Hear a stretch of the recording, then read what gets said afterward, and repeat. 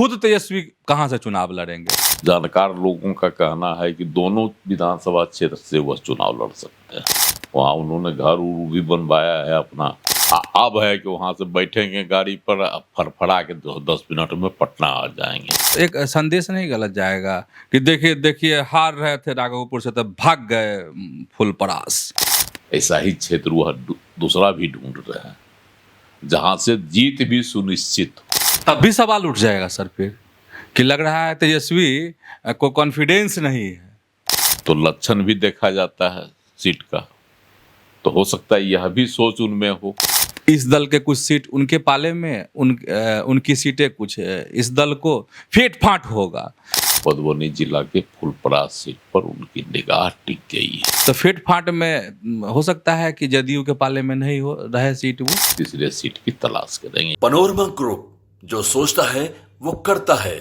नमस्कार, आप देख रहे हैं न्यूज हाट। मैं हूं चंदन झा। क्या करेंगे तेजस्वी, मतलब चुनाव कहां से लड़ेंगे, बहुत सारे सवाल हैं।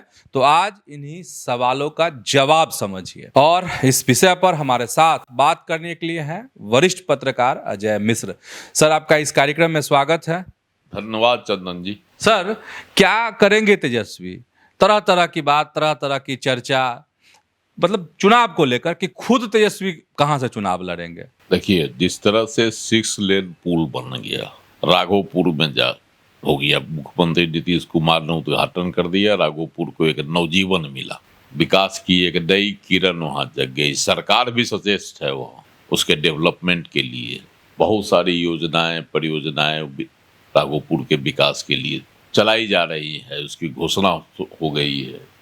तो अब तेजस्वी यादव परेशान है कि विकास की जो नई धारा राघोपुर विधानसभा क्षेत्र में बहाई जा रही है, दियारा क्षेत्र था जहां से लोगों का आना शहर दुश्वार था, पटना आना।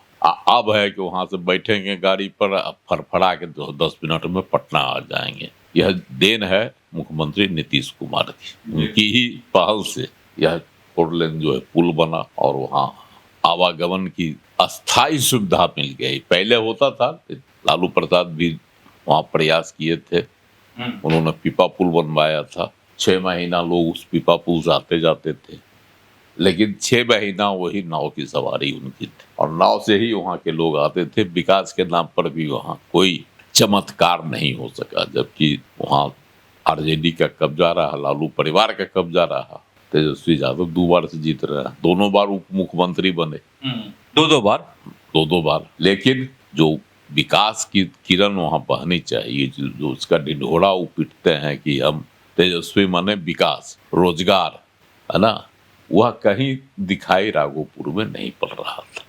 मुख्यमंत्री नीतीश कुमार इस बार कटिबद्ध हैं कि राघोपुर को ऐसा चमका देना है कि वहाँ की जनता याद करे कोई मुख्यमंत्री था जिसने क्षेत्र में विकास की ऐसी धारा बहाई जिससे राघोपुर दियारा एक बार फिर विकास के मानचित्र पर खड़ा हो गया। अब यह सब जो संभावनाएं देख रहे हैं तेजस्वी यादव घबराए हुए कि विधानसभा चुनाव अगर राघोपुर सीट से लड़ते हैं और जदयू की ओर से कोई मजबूत प्रत्याशी उतार दिया जाता है, जीत पर कहीं न कहीं से संशय की स्थिति पैदा हो जाएगी।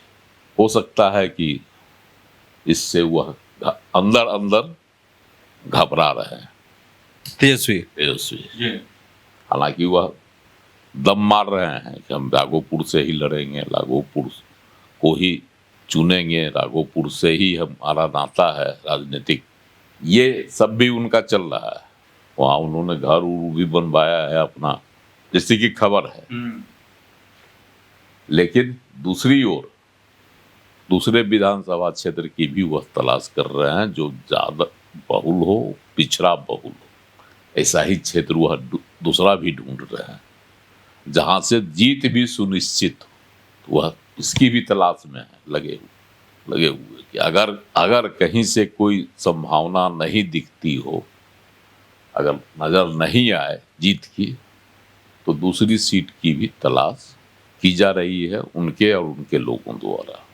संभव है उस सीट से भी वह चुनाव लड़े। जानकार लोगों का कहना है कि दोनों विधानसभा क्षेत्र से वह चुनाव लड़ सकते हैं। जो है बातें वह आ रही है कि वह राघोपुर को छोड़ देंगे और मधुबनी जिला के फूलपरास सीट से, विधानसभा सीट से, वह भी ज्यादा बहुल है, पिछड़ा बहुल है, और वहां से चुनाव लड़े। उसके साथ साथ उनकी एक संभावना, मतलब उनकी एक जो है क्या कहते हैं सोच, यह है कि अगर फूलपरास से विधानसभा चुनाव वह लड़ते हैं तो मिथिलांचल की सीटों पर भी उसका प्रभाव पड़ेगा और वहां से वह भी अच्छी सीट ला सकते हैं संख्या में। 2020 के विधानसभा चुनाव में अगर मिथिलांचल का इलाका तेजस्वी यादव को साथ दिए रहता तो उनकी सरकार बन गई रहती, लेकिन मिथिलांचल ने पूरी तरह से नकार दिया राजद को और पूरी तरह से एनडीए के झोली को भर दिया। तो तेजस्वी यादव का यह भी प्रयोग है कि मिथिलांचल की एक सीट से चुनाव लड़ा जाए, वहां भी खास करके यादवों में यह लहर पैदा किया जाए जो लहर बिहार के अन्य क्षेत्रों में है, खास करके दक्षिण बिहार में, जहाँ की सीट पर। मैं दक्षिण बिहार का मतलब सर ये मगध और की बात कर रहे हैं आप? मगध और शाहाबाद में, जहाँ से उनको बम्पर जीत मिली थी 2020 के विधानसभा चुनाव में। लोकसभा भी बढ़िया रहा उनका, लोकसभा भी बढ़िया रहा। मिथिलांचल में तो लोकसभा में भी नकार दिया वहाँ की जनता ने, आरजेडी को, महागठबंधन को। इसलिए कोशिश है तेजस्वी यादव की कि मिथिलांचल पर भाव बनाया जाए और उस क्षेत्र में अधिक से अधिक सीटें जीती जाए। इसीलिए मधुबनी जिला के फूलपरास सीट पर उनकी निगाह टिक गई। अच्छा सर, तो एक संदेश नहीं गलत जाएगा कि देखिए हार रहे थे राघोपुर से तब भाग गए फूलपरास? देखिए राघोपुर में तो एक संदेश जाएगा ही, लेकिन उनकी कोशिश जैसी सूचना है कि अगर इस तरह के कोई हवा पानी बने, चुनावी हवा तो एक दिन में बनती है और बनकर आंधी बन जाती है, तो अच्छे सत्ता को पलट देती है। तो इसलिए यह भी संभावना बनती है कि वह दोनों सीट से लड़े।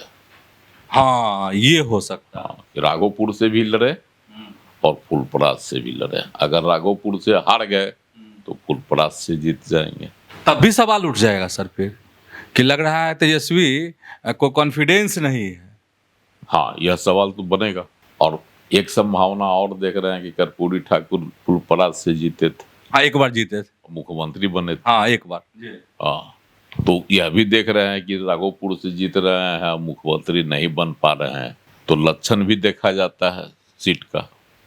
तो हो सकता है यह भी सोच उनमें हो कि इस बार दूसरी सीट से लड़कर देखते हैं।